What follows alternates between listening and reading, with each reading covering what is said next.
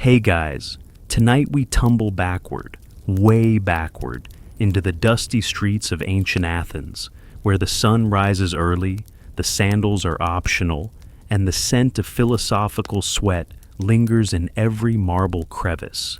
You awaken not in a cozy bed, but on a rough stone bench, your back protesting and your blanket suspiciously damp. No one seems surprised you've spent the night outdoors. In fact, a goat is sniffing your hair like it's the morning grain ration. Welcome to classical Greece. You probably won't survive this. So, before you get comfortable, take a moment to like the video and subscribe, but only if you genuinely enjoy what I do here. Also, drop a comment with your location and the local time, especially if you've ever woken up with a goat staring into your soul. Now, dim the lights, maybe turn on a fan for that soft background hum, and let's ease into tonight's journey together. You sit up slowly, trying not to draw attention. The bench you're on isn't meant for sleeping.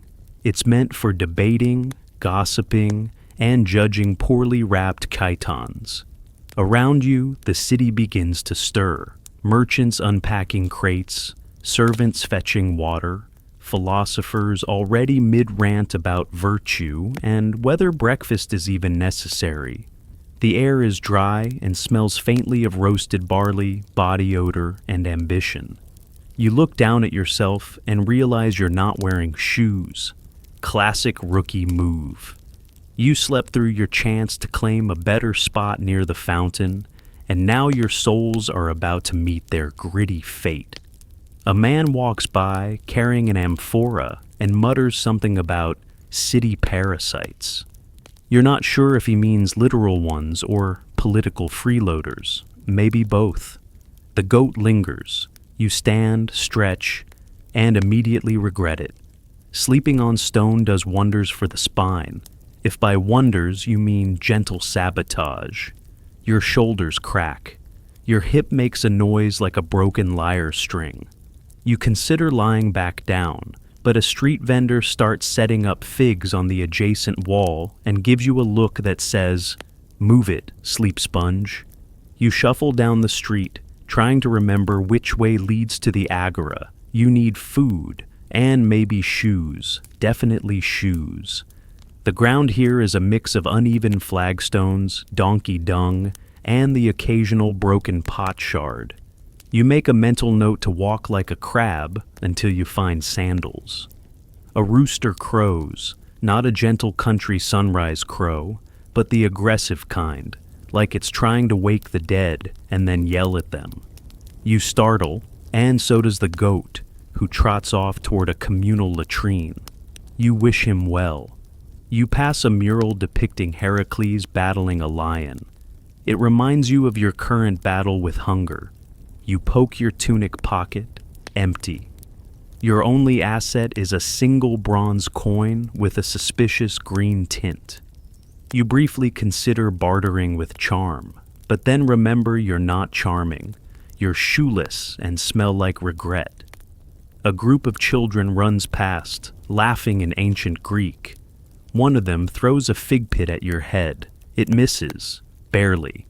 You nod politely, unsure if it was a greeting or a warning. As you reach a wider road, a woman hauling an urn nods at you. You nod back. This is what passes for a social connection here. Ancient Athens isn't exactly warm and fuzzy. It's sharp, dry, and occasionally pokes you with a moral dilemma before lunch. You hear someone call out a quote, loud, dramatic, and entirely unsolicited. "Know thyself," you mutter, working on it, and keep walking. Historians still argue whether Athenian street life was this chaotic or simply misremembered through dramatizations. But based on your first morning, you're inclined to believe it was this chaotic, and possibly worse. You finally reach a communal fountain. It's crowded. Men in tunics, women with jugs, and a few donkeys that seem to be having a philosophical debate about who gets to drink first. You wait your turn, cupping your hands under the stream when it comes. The water is warm, slightly cloudy, and tastes like the collective dreams of everyone who's already given up on this day. Still, it's water. You drink, splash some on your face, and stare at your reflection. Hair, frizzy, eyes, tired. Expression, existentially confused. You look like someone who accidentally time traveled and forgot to sack. Someone bumps you. You move aside and mutter an apology. The person responds with a lecture about how politeness is a civic virtue. You nod solemnly and walk away before he starts quoting Plato. The sun climbs higher. You're not dead. You're not fully awake either. But you've made it past the bench, the goat, and your first philosophical critique of the day. That's enough for now. Your stomach grumbles, loudly, loud enough that a passing potter gives you a suspicious glance, as if you've smuggled a lion under your tunic. You smile, sheepish, and your stomach answers with a second growl, this one sounding more philosophical, less feed me, and more what even is food? You need breakfast, or at least something chewable. Unfortunately, in ancient Greece, breakfast is not a leisurely affair involving pancakes and coffee. It's more like an edible speed bump on your way to doing something else. If you're lucky, you'll get some stale barley bread, a few olives, and a gulp of wine diluted with enough water to make a fish blush. You wander toward the smell of olives, sharp, earthy, vaguely soapy. A vendor stands behind a modest cart, surrounded by small amphorae filled with brine and attitude. You point at the least shriveled olive and raise your single coin. He eyes you, shrugs, and flicks one your way like it's a punishment. You catch it with surprising grace, wipe it on your tunic, and pop it into your mouth. It's a lot. Salty, bitter, and aggressively honest. You chew as if your dignity depends on it, which, in this case, it sort of does. You ask if he has any bread. He gestures vaguely to a boy down the street who's holding what looks like a hardened lump of regret. You trudge over and buy it. The bread, if we can call it that, could double as a construction material. You tap it on a wall. It responds with a dull clonk. Still, it's edible. Probably. You gnaw on it like a determined goat, wondering if your teeth are insured. In the background, someone quotes Homer, not Simpson, the Homer. Something about honor or war or breakfast. It's hard to tell. You nod knowingly and keep chewing. You consider dunking the bread in wine, but remember you don't have a cup, or wine, or any sort of hope left in your taste buds. Historians still argue whether the Athenian diet was truly as austere as the sources claim. Some say common folk had more variety than we think. Dried figs, cheeses, even honey on good days. Others insist most meals resembled a sad poetry reading without the rhymes. You are currently living the latter theory. Your hands smell like olives. Your breath smells like olive-flavored despair. But your stomach is slightly quieter. And in this city, that's a win. You pass a man eating a fig and try not to stare. It's juicy. He's smug. You mutter something unkind under your breath and keep walking. A group of young men laugh as they dip bits of bread in oil and discuss wrestling. You eavesdrop for a moment. One says something about balance between mind and body. Another brags about winning a pancration match using only one toe and a glare. You shuffle away before they notice your limp and your emotional vulnerability. You think longingly about modern breakfasts, cereal, toast, eggs not served with judgment. But then again, those require refrigerators, which are about 2,000 years and several engineering degrees away. You sit on a low wall to rest, gnawing on the corner of your bread lump. It crumbles slightly, revealing something unexpected inside. A raisin? Number. Just a lump of flour that never fully baked. You pretend it's a raisin anyway. It's easier that way. A stray dog wanders over and stares at you with big, hopeful eyes. You consider sharing your bread, then remember your breakfast is barely enough for one underfed time traveler. You break off a piece anyway and toss it. The dog sniffs it, sneezes, and walks away. Even he has standards. You sigh and lean back against the wall. A vendor passes by selling boiled chickpeas. You want them. You also want to lie down and never stand again. Choices must be made. You rise, stretch your sore back, and promise your feet they'll get a break soon. You follow the chickpea scent down the street, past painted urns and more goats, always goats, and onto a new section of the city you haven't seen yet. It smells better here, or maybe that's just the chickpeas playing mind tricks. You reach into your tunic, realize you've spent your coin, and sigh, deeply, philosophically. Breakfast is over, but at least you're no longer starving, and in Athens that's practically a luxury. You stand now in the shade of a narrow alleyway, mouth dry, stomach moderately appeased, and suddenly very aware of a fundamental truth. You're woefully underdressed. Not in the scandalous way, though scandal is easy to come by in ancient Greece, but in the inefficiently wrapped and increasingly chafed sort of way. You're wearing a chiton, or rather, attempting to. It's a simple rectangle of linen draped and pinned at the shoulders, tied at the waist with what may or may not be a repurposed sandal lace. The garment hangs unevenly, flaps awkwardly when you walk, and seems to have its own agenda entirely separate from yours. Somewhere, a toga-wearing Roman would be laughing smugly if they weren't, chronologically, a few centuries too early. You tug at the fabric, trying to recall what little you remember from historical documentaries and the one toga party in college. Ancient Greeks didn't wear togas, by the way. That was the Romans. Greeks preferred chitons and himatians, which sound elegant until you're actually wearing one, and realize you're basically in a linen burrito with armholes. A gust of wind catches the hem, and nearly exposes your philosophical side to the agora. You panic wrap the loose corner and mutter an apology to a nearby statue of Athena. She judges silently. You feel it. A woman walks by in a piplos, looking effortlessly composed. You want to ask for help, but worry that asking someone to fix your chiton might be misinterpreted as either a proposal or a duel. Historians still argue whether daily Greek dress was uniform across classes, or if the drapery was more flexible for peasants and laborers. All you know is, this outfit offers no pockets, no support, and no forgiveness. And the pins? Bronze safety pins of doom. One jabbed your shoulder an hour ago, and you're still emotionally recovering. You find a quiet corner and attempt a rewrap. First over the shoulder, then across, then around. You create a loop that accidentally traps your left arm.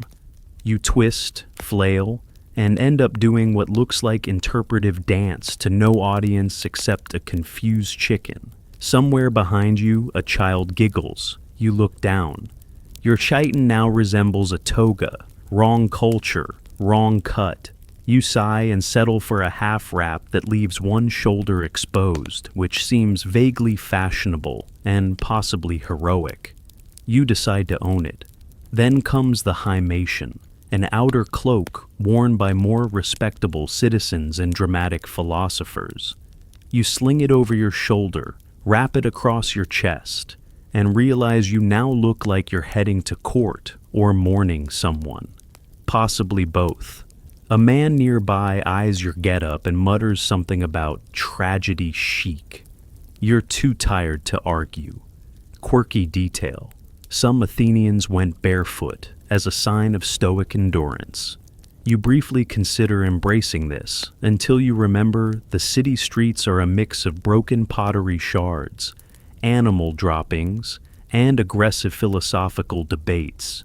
You spot a market stall selling worn sandals. You barter with the only asset you have left, your dignity. And when that fails, you offer to quote some Homer. The merchant raises an eyebrow, hands you a frayed pear, and walks away. Victory. They don't match. They smell like goat. One has a hole, but they're yours now. As you walk, slightly lopsided in your new shoes and makeshift toga chitin, you start to blend in. Or, at least, people have stopped staring long enough to suggest you're no longer their top concern. You spot a group of men wrapped neatly in crisp chitons, seated in a circle under an olive tree, discussing the ethics of lunch. You give them a wide berth. Your outfit may not be correct, but it's not ironic enough for a philosophical audience. You tug at your pin again and whisper a brief plea to the gods for fewer folds, more buttons, and perhaps, just once, a waistband that doesn't require a thesis to tie. The gods naturally remain silent, but your chiton holds, for now, and you walk on. Stylish? Not quite. Surviving? Surprisingly, yes. You step into the agora, ancient Athens' bustling public square, and immediately regret all your life choices, particularly the one where you didn't bring a fan, a guide, or deodorant. The air is thick with dust, body heat, and the kind of philosophical tension that makes your armpits sweat out of sheer intellectual panic. The agora is alive, merchants shouting over each other, philosophers debating loudly and very publicly, chickens running underfoot. Someone's trying to sell lyre strings. Someone else is trying to sell the idea of democracy. You, meanwhile, are trying to sell yourself on the notion that you belong here. You don't. You sidestep a donkey, nearly trip over a basket of fish, and apologize to a woman who is furiously grinding grain like it insulted her personally. She ignores you. Understandable. A group of men near a stoa are engaged in a heated debate. You catch snippets. Justice, truth, who ate my fig? It's all very dramatic. One man waves his arms so passionately that he knocks over a ceramic jug. It shatters. No one blinks. You breathe in deeply and instantly regret it. The scent is a complex blend of sweat, olive oil, and something that may once have been cheese. Possibly still is. It's the fragrance of civilization on the edge. You wander past a stall where a man is painting tiny pottery figures. You glance at them, each depicting various gods and mortals in poses that range from heroic to vaguely confused. He offers to paint one of you. You decline, aware that your current facial expression would likely be titled Lost Foreigner with Digestive Concerns. You head toward a shaded colonnade, relief from the sun, shade, sweet shade, but also public speakers. Of course, Athens has no chill, even its shadows debate. A young man stands mid-rant, shouting about the soul's immortality and how shoes are a distraction from the truth. You instinctively hide your mismatched sandals. You lean against a pillar, trying to look pensive and not like someone who just dodged a pickpocket. Historians still argue whether the agora was more marketplace or think tank. Based on today, it's a chaotic marriage of both, with chickens. Someone bumps you from behind. You turn. It's a man carrying 3 amphorae and sweating like he's personally responsible for every drop of oil in them. He grunts a greeting. You nod. Social interaction complete. You move again, weaving through crowds like a very awkward fish. You pass scribes hunched over tablets, men holding court over issues as serious as land disputes and as petty as who wore the better chiton. And then you hit the philosopher wall, not literally, but close. A group of older men, bearded and serene, have formed a semicircle, One speaks while the rest nod, stroke their beards, or interrupt with phrases like, "Yes, but have you considered the nature of considering?" You pause, hoping to blend in. One of them gestures to you. You freeze. "Friend, what is your opinion on the nature of virtue?" Oh no, you open your mouth, nothing comes out. A bird squawks nearby, unhelpfully. You blurt the only thing your brain offers. "I think virtue is like a really good sandal, rare, comfortable, often stolen." There's a pause. One man nods solemnly, another writes it down. You don't know if they're impressed or mocking you. Honestly, at this point, you'll take either. You shuffle away as quickly and respectfully as possible. Your sandals squeak. Your hymation flaps dramatically in the wind. A child yells Dionysus and throws a date pit at your leg. You've officially had a full agora experience.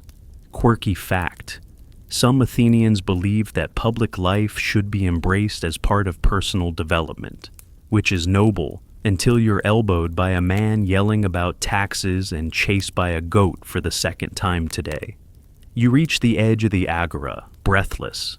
The sun is higher now, the crowd thicker. You smell like effort and mild shame, but you're still upright, still semi-dressed, still not arrested for impersonating a philosopher. In ancient Greece, that's basically winning. You're barely 2 steps from escaping the agora's chaos when a man in a worn hymation points directly at you and shouts, "There! That one has an opinion on taxation."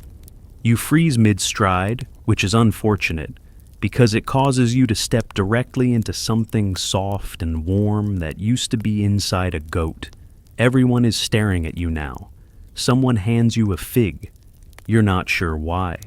A voice behind you says, "Well, speak. Should merchants be exempt from war levies, or does profit demand sacrifice?" You turn slowly. It's not just a man asking you a question, it's the man. One of those semi-official Athenian orators who believes public debate is the true measure of a citizen's soul. You clear your throat. You do not feel like a citizen. You feel like a tourist in a toga-shaped towel with olives on your breath. Still, you can't just say, "No, thank you." That's not how Athens works. Here, everyone has an opinion, or pretends to, especially if there is an audience. You open your mouth and attempt logic. "I think," you say slowly, "that if merchants carry coin and soldiers carry spears, perhaps coin and spears should share the burden. Equally." A moment of silence. Someone claps. Another nods. You can't tell if they're mocking you or genuinely impressed. Either way, you're now in the middle of a political discussion. It's like falling into a swimming pool made entirely of philosophical soup. You're asked about Sparta. You mutter something about discipline through minimalism. Someone writes it down. You're asked about women's rights. You say, "They deserve more olive oil." There's a murmur of confusion, but a few approving grunts. You're asked about the meaning of justice, and you say, "Justice is not stepping in goat waste." This earns a laugh, and one sarcastic, "Plato would be proud." Historians still argue whether all male citizens were expected to participate in daily political discourse, or if that's just what the loud ones did. Today, you're loud by accident, and Athens rewards volume. A scribe nearby jots notes onto a wax tablet. You peek over his shoulder. He's written, "New speaker, shoeless, anxious, metaphor heavy." Accurate. You try to step away, but someone pulls you back. "Wait, what's your stance on naval funding?" You stammer something about every ship needing a good rudder, which, frankly, sounds deeper than it is. The man next to you hums thoughtfully, like you've just unlocked a new level of enlightenment. You try not to visibly panic. Then someone mentions ostracism. You freeze again. Yes, that ostracism, the process where Athenian citizens vote to exile someone for 10 years by scratching their name on a potsherd. It's democracy's passive-aggressive cousin. Who would you ostracize? A man asks, eyeing you suspiciously. You laugh nervously. Probably myself, you say. Another pause. Someone claps again. You're not sure if this is how politicians are made or exiled. Quirky custom alert. Some Athenians used broken pottery pieces to cast votes because paper was both non-existent and apparently too convenient. They'd write the name of the person they disliked most. No campaigning, no defense, just quiet humiliation by shard. You try to fade into the background, now craving invisibility like a philosopher craves the last fig at symposium. A group disperses. A few give you nods of approval. One gives you an actual fig leaf. You don't ask why. You take the opportunity to flee. Down the side of the agora, past the fish sellers, past the goat. Yes, that goat again. You breathe easier as the crowd thins, though you're fairly sure someone just called you the shoeless orator. Your sandals squeak. You step into the shade and sigh. You survived your first political confrontation. You offered vague metaphors, insulted no gods, probably, and only stepped in one kind of filth. Democracy is exhausting, and it's only mid-morning. You limp toward what looks like a promising colonnade, hoping for a moment of peace, or, at the very least, fewer conversations about economic theory. Instead, you find yourself entering what appears to be a gymnasium, though not the kind you're used to. There are no treadmills, no mirrors, no questionable playlists. Just a large dusty courtyard, some very enthusiastic shouting, and more naked people than your ancient sleep-deprived brain is prepared for. Welcome to the palestra. Time for a workout. Whether you like it or not. A young man with the physique of a marble statue and the confidence of someone who's never tripped in public beckons you in. You look like you need exercise, he says cheerfully. You open your mouth to protest, but he's already tossing you a scrap of cloth. You catch it. It's oily. You look around. Everyone here is covered in olive oil. Slathered, actually. Slick, shiny, shimmering in the sun like a well-greased army of flexing philosophers. A few are wrestling. Some are stretching. One is just sitting under a tree, reciting poetry to his own biceps. You blink. You're not ready for this. But there's no exit in sight. A trainer waves you over. He grunts, gestures at your sandals, and you take them off, stepping gingerly onto the warm, sandy floor. It's softer than the streets, but smells like sweat and ambition. He hands you a small, curved tool, a strigil. Ah, yes, the ancient equivalent of a towel. You're expected to oil yourself, exercise, and then scrape off the oil and sweat like a human candle being cleaned for reuse. You stare at the strigil. It stares back. You attempt to oil yourself, but the result is less Greek statue, more slippery lettuce. The man next to you offers a friendly chuckle and a hand. You accept, and he rubs oil on your shoulders with alarming efficiency. You're now glistening. You're also slightly terrified. Then, without warning, you're ushered into a group jog around the courtyard. Your chiton flaps. Your legs burn. Your brain screams. Historians still argue whether all male citizens participated in gymnasium culture, or whether it was primarily an elite pastime. You're now very much involved, against your better judgment. The trainer yells a command. Everyone drops into push-ups. You hesitate, and someone nudges you. You comply. Your arms wobble. Your face nearly kisses the dust. Someone nearby is doing squats while quoting Euripides. You wheeze and try to remember if Socrates ever wrote about this particular agony, Probably not. He didn't believe in charging for knowledge. Clearly, he also didn't believe in leg day. After several rotations of jogging, jumping, and dramatic groaning, the trainer yells, "Scrape." You flop down and start using the strigil to remove what feels like a thin layer of your soul.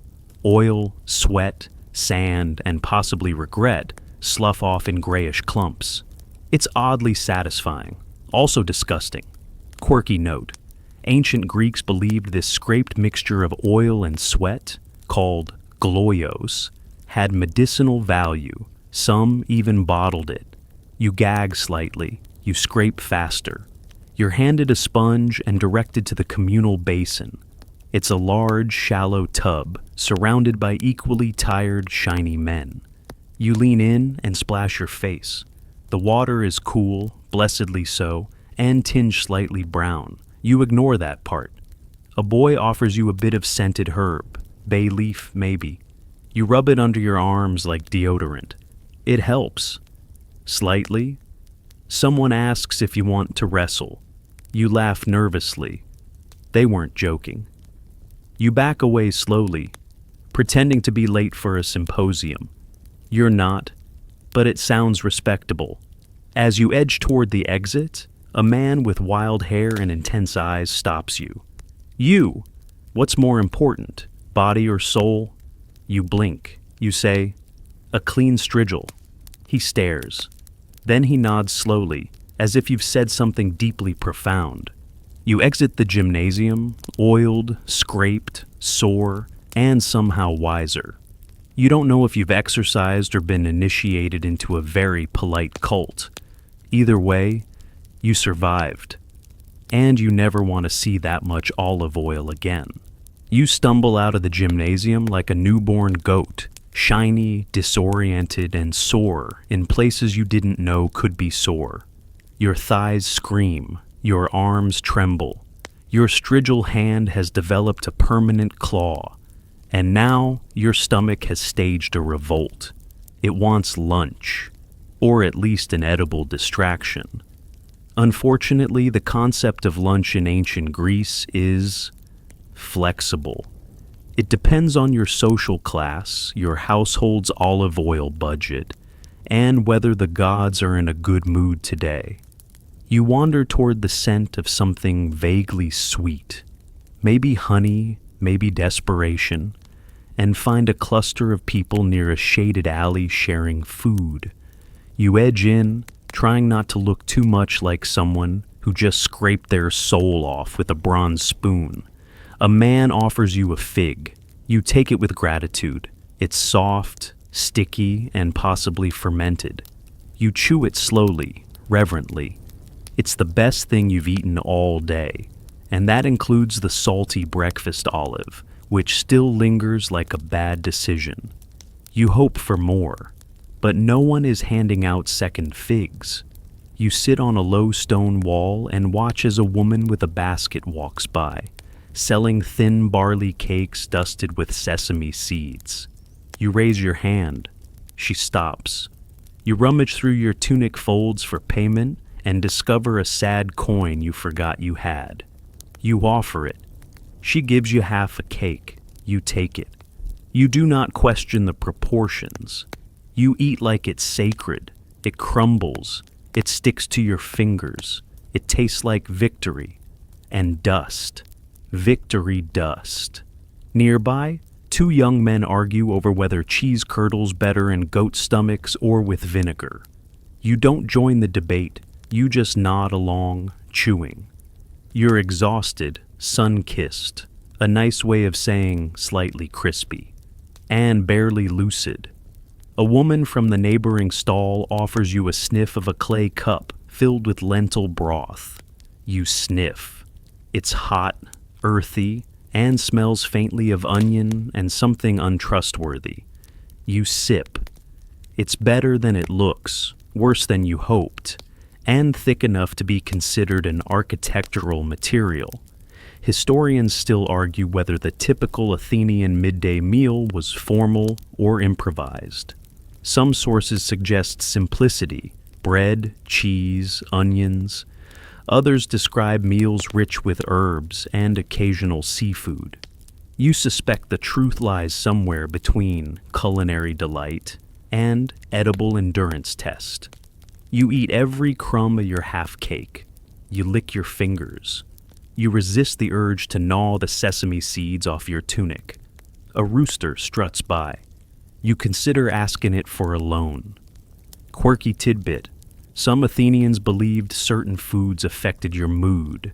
Lentils made you humble. Garlic made you brave. Honey? That was for poets and optimists. You have none of those, which explains your current mental state. You spot a man drinking watered wine. It's midday. That checks out. In Greece, wine is less of a celebration and more of a functional beverage, always diluted, often questionable, and occasionally served with side lectures on moderation. He sees you staring and offers a sip. You accept. It's tepid and tastes like someone whispered grape into a puddle. You nod politely. The shade shifts. You feel foolish. Not nourished, but stabilized. Your body, still sticky with gymnasium shame, now has just enough fuel to keep walking, maybe even thinking. You stand, stretch with a wince, and thank the snack gods. You're not full. You're not satisfied. But you're not starving. And in ancient Greece, that's more than enough to keep the story going. You follow the sound of drums and shouting to a wide, dusty path that leads to a low stone theater. Not a movie theater, of course. No popcorn, no reclining seats. Just tiered stone benches, the faint scent of olives, and a chorus of masked men about to cry dramatically for 3 uninterrupted hours. You've arrived at the heart of Athenian culture, the drama festival. You're not sure what play is on, but judging by the booming voices and ceremonial goat on stage, it's either a tragedy or a really dramatic livestock auction. You take a seat near the back, alongside a man chewing on what looks like roasted beetroot and weeping silently. Maybe from the plot, maybe from the beat. A flute wails. The chorus enters in perfect unison, each masked, each shuffling like they're in a very disciplined dance battle. They begin to chant. You catch words like fate, sorrow, betrayal, and, somewhat confusingly, porridge. You nod as if you understand. The play's hero enters. He wears a massive stylized mask and high boots that make him 2 feet taller than emotionally necessary. He wails to the heavens about betrayal. His wife is left. His sheep have wandered. His sandals no longer fit. You feel seen. Historians still argue whether audiences truly sat through entire 4-hour tragedies without snacks, or if they snuck in almonds under their cloaks. You hope it was the latter, because the man next to you just pulled out a fig and is definitely trying to unwrap it quietly. The wrapper is a leaf. It's still loud. The chorus responds to every line with synchronized movements. At one point, they all clutch their chests and moan in harmony. You consider joining in. It feels right. Behind the actors, someone releases a handful of pigeons to represent the soul leaving the body. One of the birds defecates on a nobleman in the front row. You stifle a laugh. Quirky fact. The word tragedy comes from tragoidia, meaning goat song. No one knows if it's because goats were prizes, sacrifices, or just frequent plot devices. Today's play features one goat bleeding every time someone mentions destiny. You assume it's intentional. It might be better at acting than the lead. You shift on your stone seat. Your backside has turned to limestone. The man next to you offers a sip from his wineskin. You politely decline. One sip could send you into a philosophical monologue, and you've already survived one agora debate today. The play turns, the hero's brother betrays him. The chorus wails. A minor character delivers a monologue about lost sandals and is promptly killed off stage. You consider stepping out for a snack, but fear being cast as man who interrupts catharsis. Someone sneezes. The chorus responds in character. That's commitment. As the sun moves overhead, the actors don different masks, each representing a new emotion: fear, hope, disappointment. That last one is suspiciously familiar. You might have worn it during your entire lunch. A woman joins the stage. The crowd gasps. Female roles are played by men in wigs and high-pitched voices. This one's sobbing about oracles, weddings, and possibly sheep theft.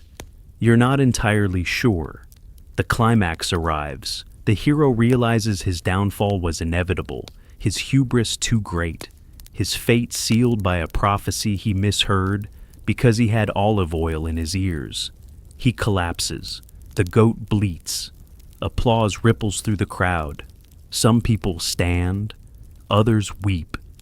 You clap politely, relieved that your spine can now unbend from the stone seat.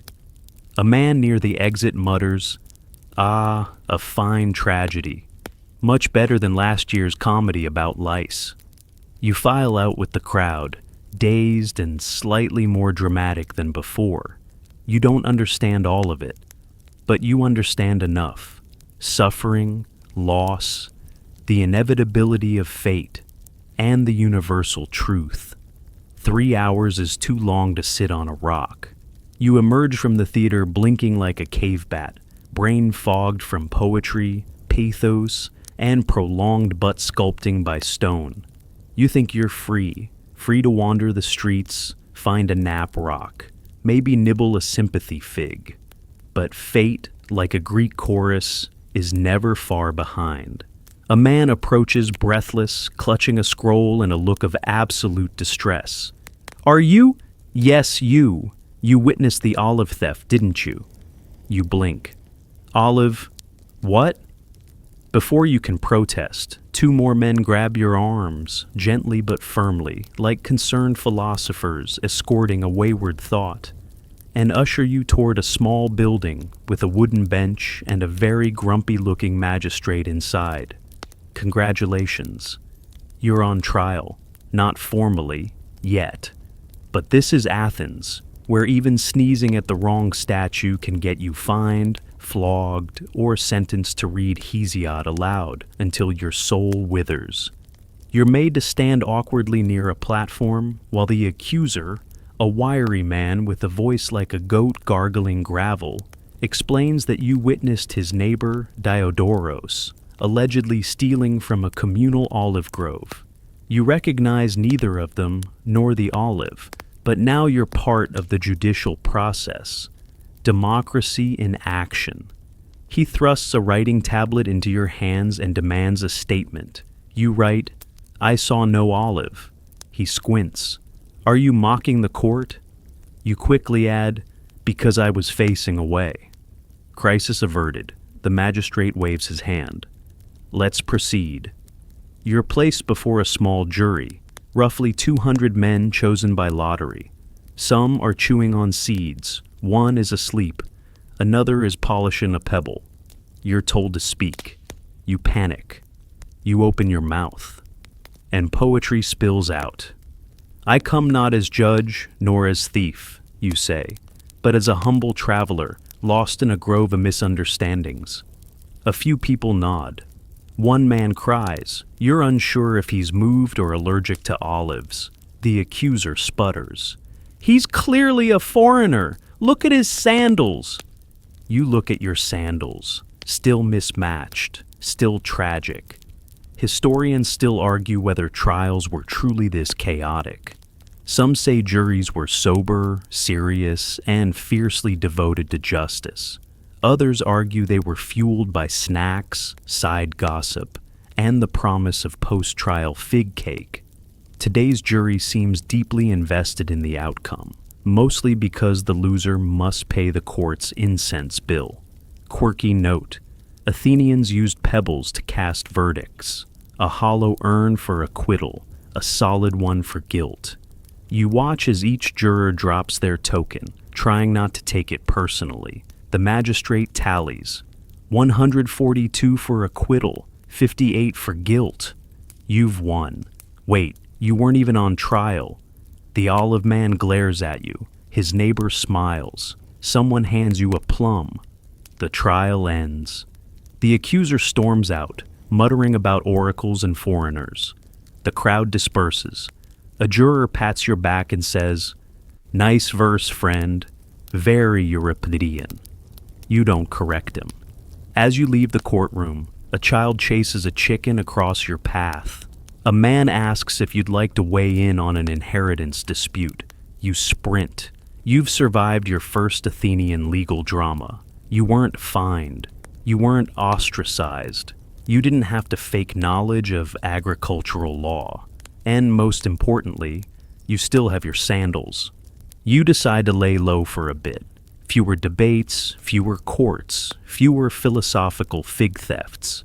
So naturally, you walk straight into the noisiest part of Athens, the marketplace, the fish section specifically. The scent hits you like a trident to the nostrils. Brine, scales, seaweed, and the strong, assertive personality of a dozen unrefrigerated sardines. You gag politely and push onward. There are stalls everywhere, piled with baskets of dried herbs, amphorae of wine and oil, and approximately 30,000 varieties of olives, each more judgmental than the last. You try to look casual, blend in, be the kind of person who definitely has a grocery list and a firm opinion on anchovy prices. A vendor waves a dried squid at you. Another offers salted mullet with a wink. A third just shouts, "Fish!" like a prayer. You spot something familiar, a basket of lentils. You approach. The vendor squints. "Ah, the foreigner from the trial." "Great. Fame?" You point at the lentils. He names a price. You counter, hoping to haggle. He laughs. You raise your offer. He frowns. A standoff begins. Historians still argue whether ancient haggling was an art or a sport. Based on the escalating eyebrow tension between you and the lentil man, it's both. Eventually, he offers a handful in exchange for a short poem. You hesitate, then recite, "Beans for my belly, lentils for thought." Prices are high, but wisdom is bought. He stares, then he shrugs and hands you the lentils. You win. Somehow. You step aside to bask in your barter victory, only to get splashed by a fishmonger tossing a bucket of water across the cobblestones. Your tunic now smells like sea tragedy. The fishmonger offers a half apology and a quarter of a mackerel. You take it. You spot a stand selling tiny clay charms shaped like animals. The vendor claims they bring good fortune. You buy a goat, hoping it works retroactively. Nearby, a philosopher is mid-rant about currency being a social construct. He's holding a coin in each hand and yelling at a goat. The goat seems unimpressed. You nod and move on. Quirky fact: the Agora wasn't just a place for groceries, it was where gossip, business, politics, and rumors all mingled freely. You overhear one woman whispering that the blacksmith's apprentice has been seen reading poetry. Scandalous. Someone offers you a cup of vinegar diluted with water. It's a popular drink called oxymel. You sip it and immediately regret all your life choices. It tastes like sour bees and betrayal. You nod politely and hand the rest to a nearby dog. A group of men in tunics argue over the price of a badly chipped amphora. One insists it once belonged to a general. The other says it once belonged in a trash heap. You walk past before they ask for your opinion. You glance down at your lentils, your goat charm, your fishy sleeve, and your slightly sticky mackerel piece tucked into your belt like a seafood bookmark. You realize you've done it. You've market ed. You've navigated the chaos, bartered with a rhyme, dodged a philosophical goat and avoided a full-scale olive oil debate. You even smell kind of like commerce. You step out of the agora, eyes bleary from stimuli, ears ringing with 1,000 shouted prices, and heart weirdly proud. Sure, you've still got no dinner plan, your sandals are loosening, and your chitin is now 2 shades darker on one side. But you're surviving, barely, and in Athens that's good enough to pass for thriving. You retreat from the market with your dignity mostly intact, your lentils bouncing lightly in their pouch, and your goat charm clutched like a talisman against future weirdness. It doesn't work, because now it's time for dinner. Or, more accurately, the early evening meal / religious ceremony / social test you didn't sign up for, but are now somehow attending. You've been invited, or maybe conscripted, to dine at a modest household where the patriarch believes that food is not only nourishment, but a form of pious gratitude. So, before you can so much as sniff roasted chickpeas, you're standing around a clay altar in someone's courtyard, being sprinkled with wine by a man who's taking his priest for the day role very seriously. Tonight, we honor the gods, he says, voice sonorous, arms lifted to the heavens. Particularly Dionysus, Hermes, and that one guy who probably invented lentils. You whisper a quick thank you to Dionysus, the god of wine, madness, and regrettable decisions. You feel you're on familiar ground. A small libation is poured, wine drizzled onto the stones with great ceremony. Everyone watches. You try to look solemn, and not like someone who just almost dropped a mackerel in the sacred bowl. Then, at last, food. You sit on a cushion at a low table alongside 6 others. Bread is broken. Olives are passed. Someone starts a long, meandering anecdote about getting lost in a bathhouse and accidentally proposing to a statue. You nod politely, nibbling. Dinner is not a free-for-all. It's a delicate dance of offering, sharing, and reciting. Every time someone takes a bite, there's a brief pause for some comment about gratitude, fate, or whether garlic is appropriate for children. You sip diluted wine. It tastes like herbal water that went to drama school.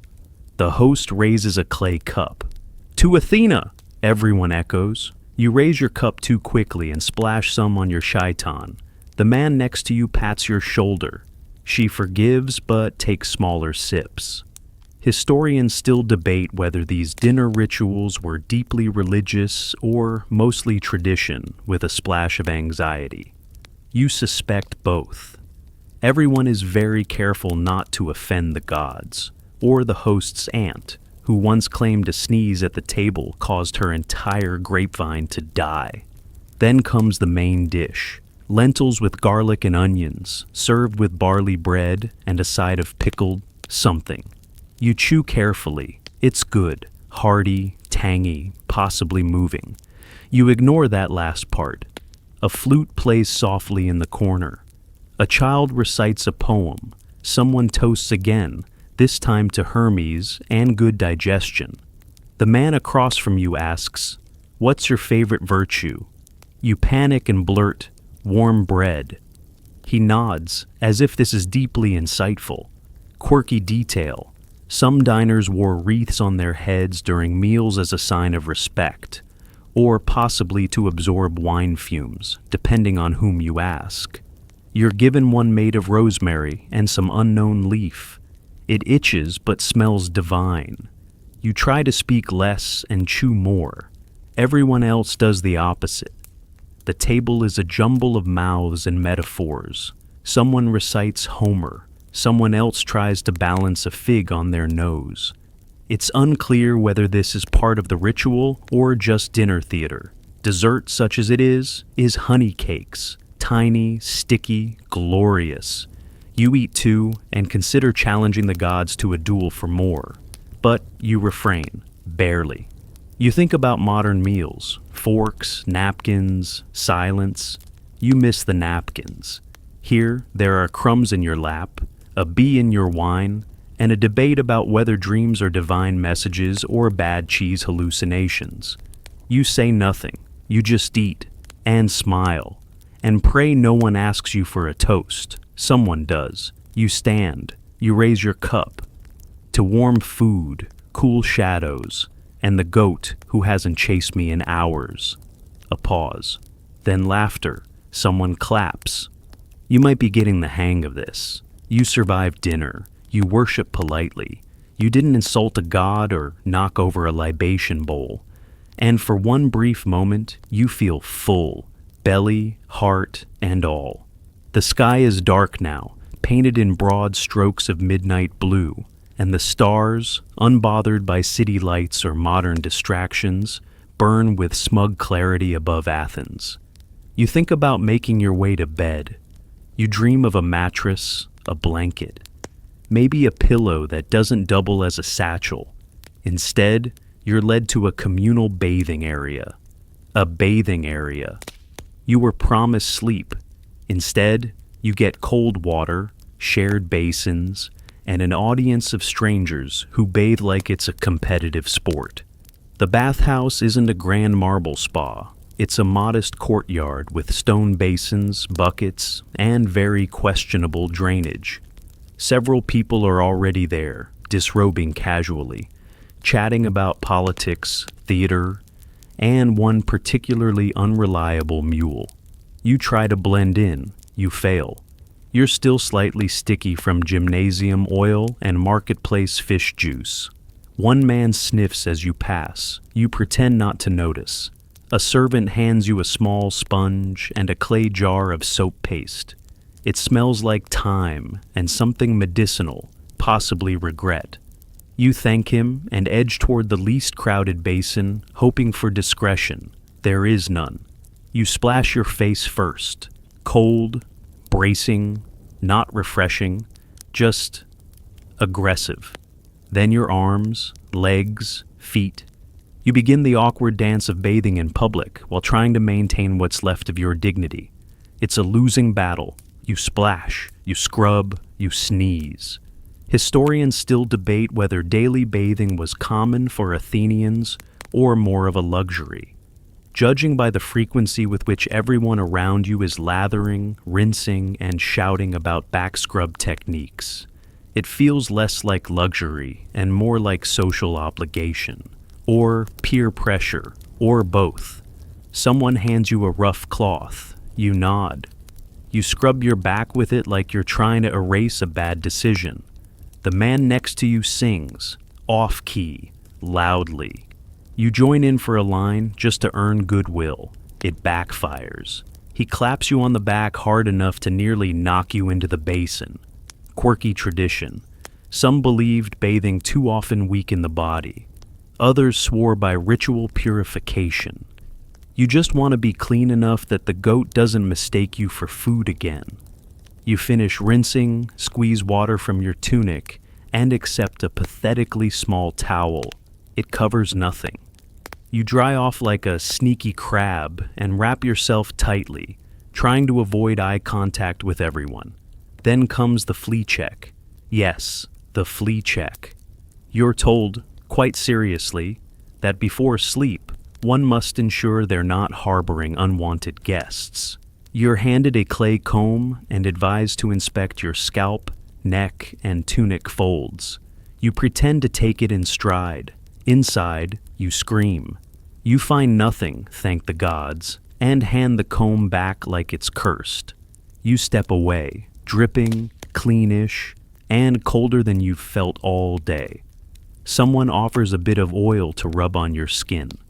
You hesitate, then remember the earlier gymnasium fiasco. You accept only a drop.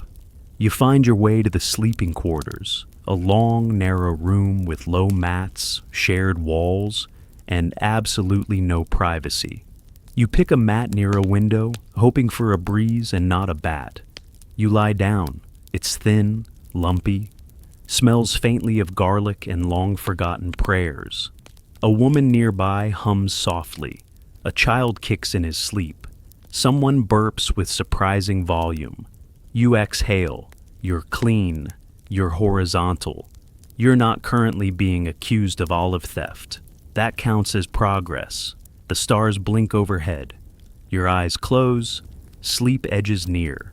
And then someone snores, loudly, rhythmically, like an ancient drumbeat of doom.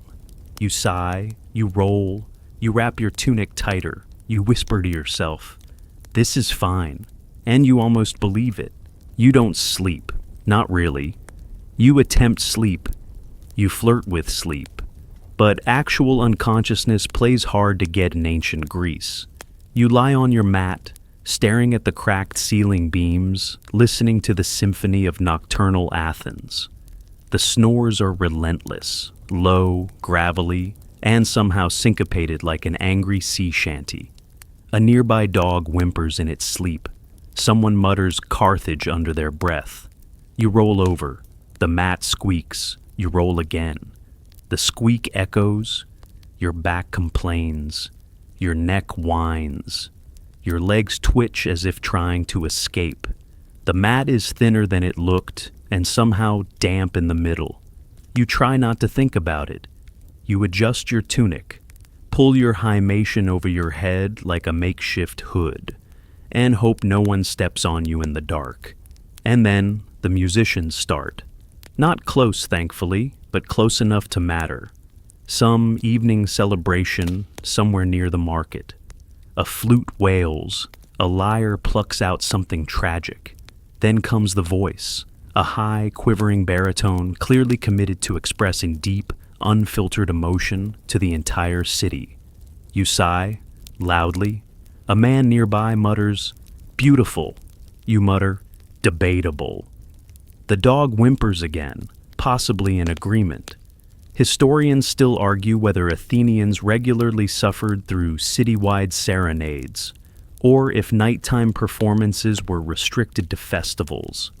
Either way, you're experiencing one now, and it's less sacred celebration and more melancholy goat stuck in a pipe.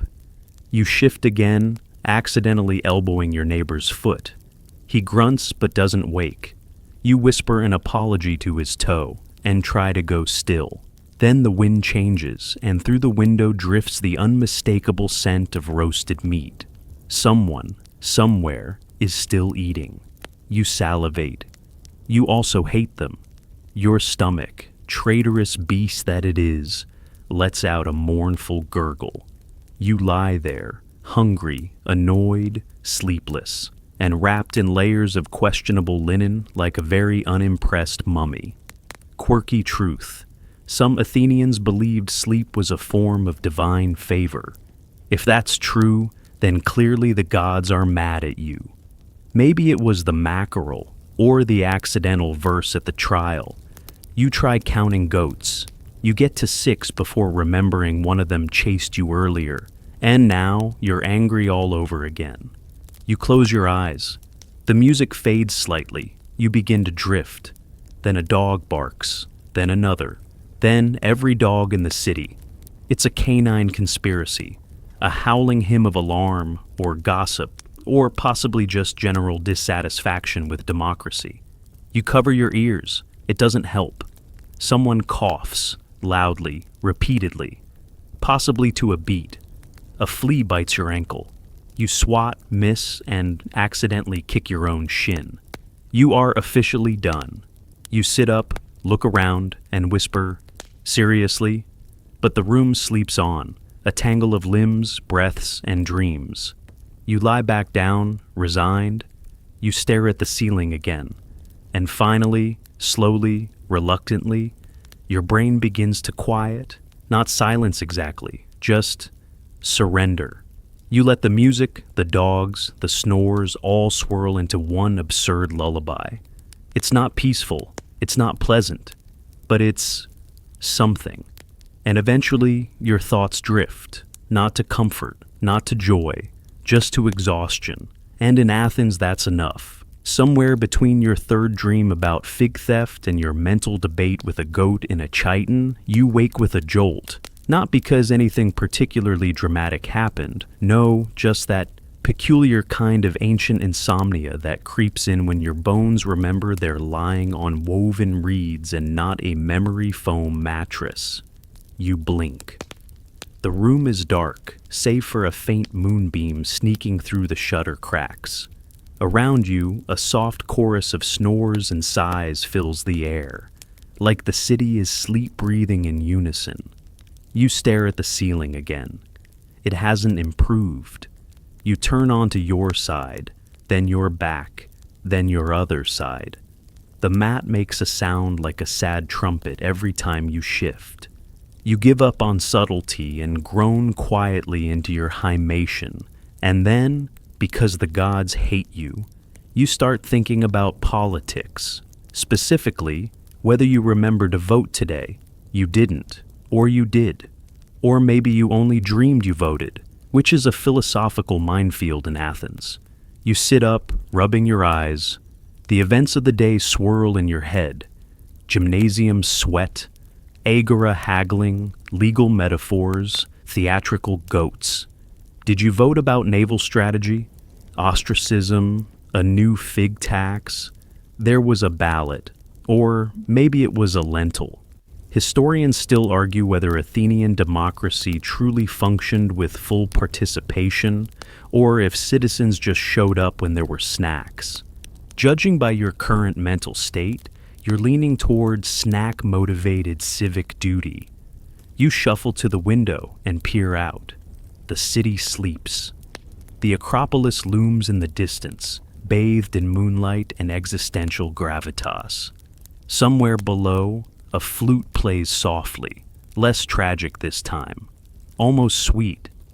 You think about what democracy actually means here. Not the tidy version with ballots and booths, but a sprawling, loud, contradictory mess of opinions shouted in public, written on shards of pottery, and occasionally involving goats. Quirky fact: Athenians could be fined for not participating in votes, especially in major issues. They even had rope-dipped in red dye patrols to mark and shame loiterers. You check your sheet on for dye, nothing. Maybe you're safe. Or maybe you dream that too. You exhale, trying to quiet your mind. But questions keep coming. Did you make a difference today? Did your weird trial poetry actually sway someone? Does anyone even remember that you called virtue a good sandal? You smile, just a little, because maybe, somehow, in this strange, oily, flea-bitten, philosophical world, you've blended in. Just a bit. You lie back down. The mat feels less terrible. The night noises soften. You don't remember voting, but you do remember living. And here, in a city that loves thought more than comfort, that might be enough. You must have drifted off, because the next sound you hear is far too cheerful for the time of day. A rooster. Not just any rooster, the rooster. The one that lives somewhere on the rooftop above, and has made it his life's mission to greet the dawn like a caffeinated herald of Zeus. He doesn't crow, he announces, "You groan." The rooster crows again, louder this time, as if personally offended that you're still horizontal. Around you, others begin to stir. The man to your left stretches with a yawn, loud enough to qualify as a civic announcement. A woman nearby mutters something about dreams and missing sandals. You blink at the cracked ceiling, now tinged with the soft gray glow of pre-dawn. Your body protests as you sit up. Your neck crunches. Your spine makes a sound like dry papyrus. Your hips remind you that woven mats are nature's punishment for hubris. You shuffle to your feet, wrap your hymation around your shoulders, and try to look like a person who's ready to face the day. You fail, but so does everyone else, so you fit in nicely. Someone passes you a cup of diluted wine, breakfast of philosophers. You sip.